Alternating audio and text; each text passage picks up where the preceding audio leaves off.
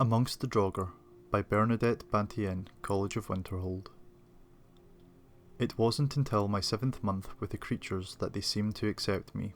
Well, accept isn't really the proper word, but they seemed to have decided that I posed no threat to them and gradually ceased their attacks.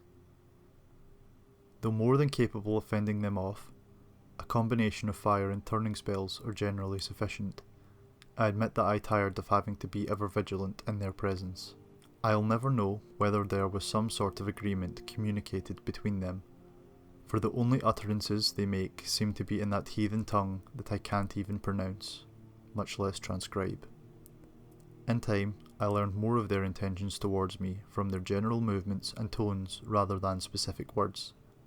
Hostility in any creature is easily read, but in these most peculiar of the living dead, with such variations in gait and speed, what amounts to a hostile charge in one may simply be a casual movement in another. The eyes seem to be key to their intent, and I will confess to more than one dream haunted by glowing pinpoints in the darkness. I had always wondered why the ancient priests of the dragon cult insisted that their followers be buried with them. It seems the height of pagan vanity to drag your conscripts to their death along with you. But as I integrated into their presence, I began to observe the reasons. Every day, a different set of Draugr would awaken, shamble their way to the sarcophagus of their priest, and prostrate themselves before it. Several hours of this followed by a meticulous cleaning of the area. It would appear that the adherents of the dragon priests continue their worship of him in death, which would also explain the ferocity with which they defend his chamber.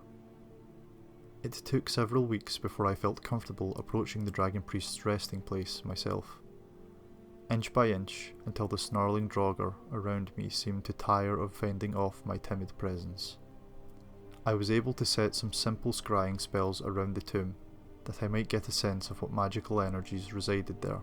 When the next group of Draugr came to pay homage to the priest, I noted a sort of transferal happening, a distinct glow of life force between the adherents and the master.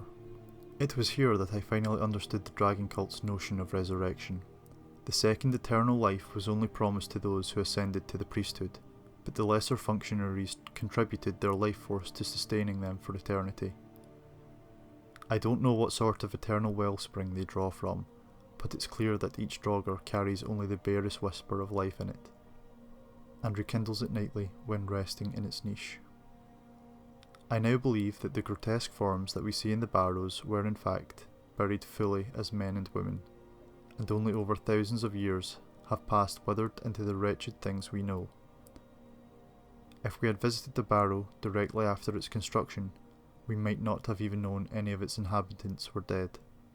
These discoveries and extrapolations excite me, and my mind aches to return to the barrows.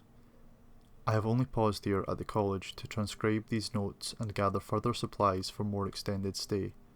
My new hope is to learn some rudimentary way of speaking to them, for imagining what they could tell us of the early mists of time is staggering.